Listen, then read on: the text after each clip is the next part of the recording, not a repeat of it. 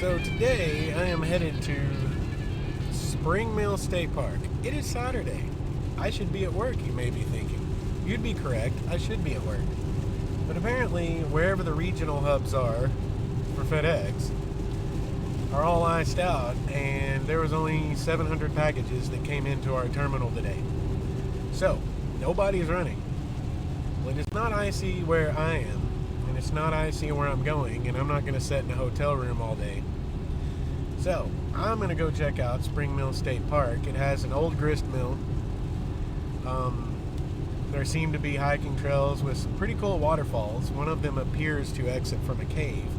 So I think that's worth checking out. It is a nasty day here. But, as I'm finding out about Indiana in January, it's always a nasty day. So, I have rain gear. I have cold gear. It's 38 degrees and raining. But I have the necessary gear. And I'm not going to sit at the hotel room all day. So we're going to go check out Spring Mill State Park. This is Donaldson's Cave.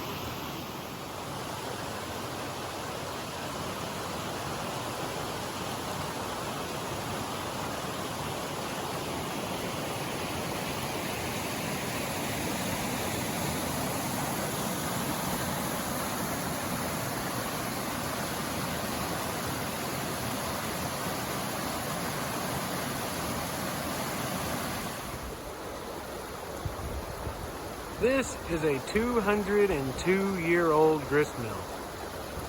No, it's 2020. 203 years old.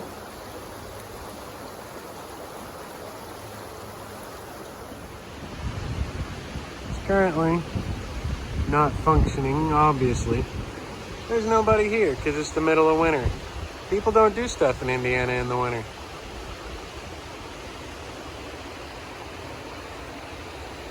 That is the sluiceway, or the aqueduct, that would feed it.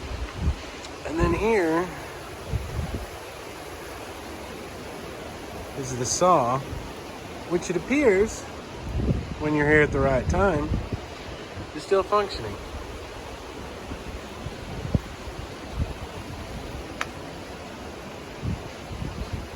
That's really cool.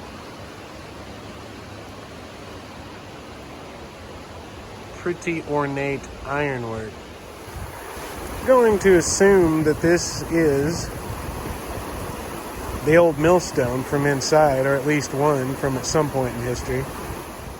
Now going to move on to the Hammer Cave, or Hammer Cave. I think it's Hammer. It only has one M.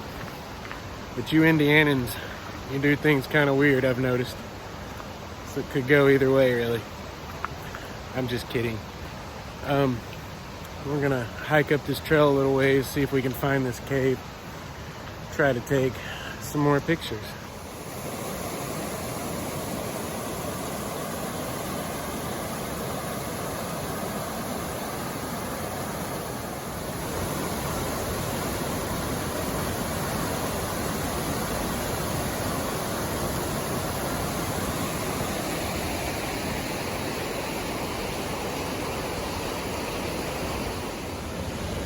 This is Hammer Cave. This is where this creek comes from that would power the mill. This is a dam from the early 1900s and a pump house. There's the dam, there's the pump house. Used for a cement company for their cooling facility.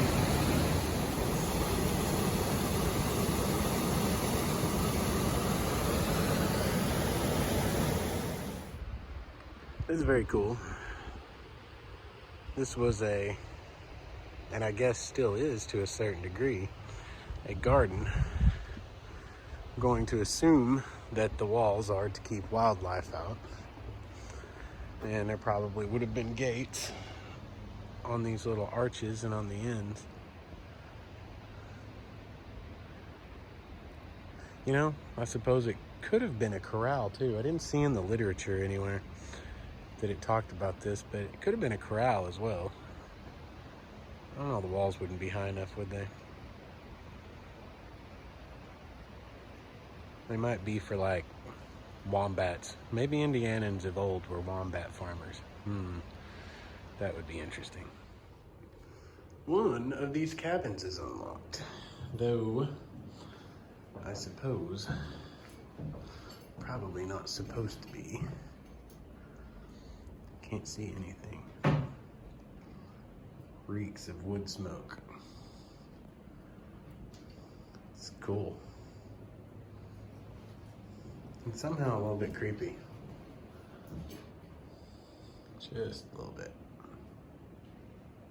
Alright, so I found the Hamer Cemetery. It was started with the Pioneer village down there. Here's some very old headstones. His death in 1906. Well, there's the guy that was the son of the man who owned the mill, the Hamer guy. This is very interesting though. These are some really, really old graves. 1877.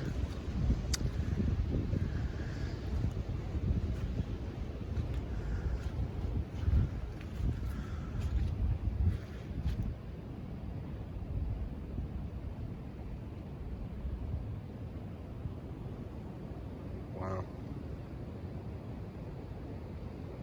Very, very old. I have made it up to Twin Caves.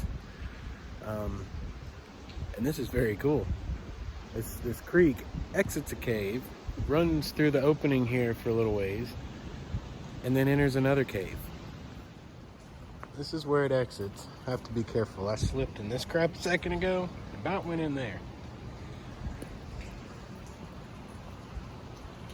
So it's coming out of that cave right there. It goes through this open area, goes into a cave over here, which I'm going to walk over to now.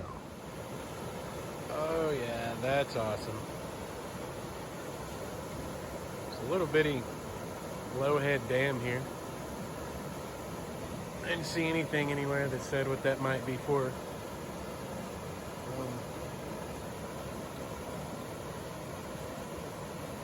Probably built by the CCC by the looks of things. Here is Bronson Cave. This is pretty cool too. Creek exits that cave, comes around through here, and enters that cave. This was this is a sinkhole. The ground level would have been up here, level with us at some point in history, and collapsed into the creek. You can see that giant boulder slab, I guess, really right there.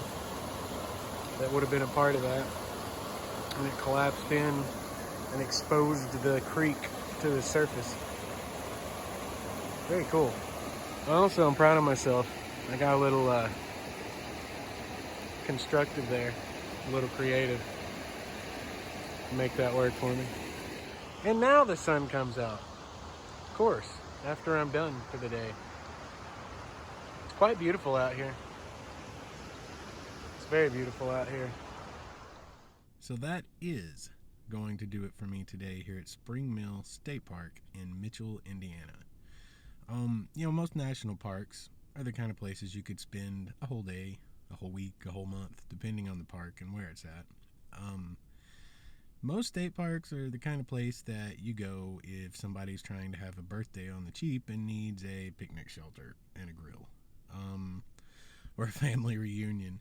And they might have one or two cool things to go and check out. Something like if you're only there for checking out the park, you might spend an hour or two. I've been here for going on 5 hours, and I stayed way longer than I intended to, given the weather I expect and the 3-hour drive home in the next little while. It kept me here. There's all these caves to check out. There's that old pioneer village with that 203-year-old mill. So much hiking to do. So many little waterfalls and little caves, things everywhere. Like, this is a very cool place. This is an expansive state park. As far as state parks go, there are a lot of interesting things here. I'm going to try to be grammatically correct. So yeah, Spring Mill State Park in Mitchell, Indiana. If you're ever in Indiana or you live anywhere near it, you need to come check it out if you haven't, because you can waste an entire day here and see some really cool stuff and get some hella pictures. Here is a little addendum to add on to the end. Here's that weather I was talking about. You see that wall of white out across that pasture and ahead of me? That is snow, and the temperature has dropped 23 degrees since I left Mitchell, Indiana, some 2 hours ago, and there be the snow. It's actually kind of cool, especially considering I'm getting really close to Kokomo, and maybe I can get out of this before it's a mess. We here at Studio 119 would like to remind all of you out there listening, wherever you might be, that though the hill might be steep and the trail be rocky, the mountaintop awaits. Carry on.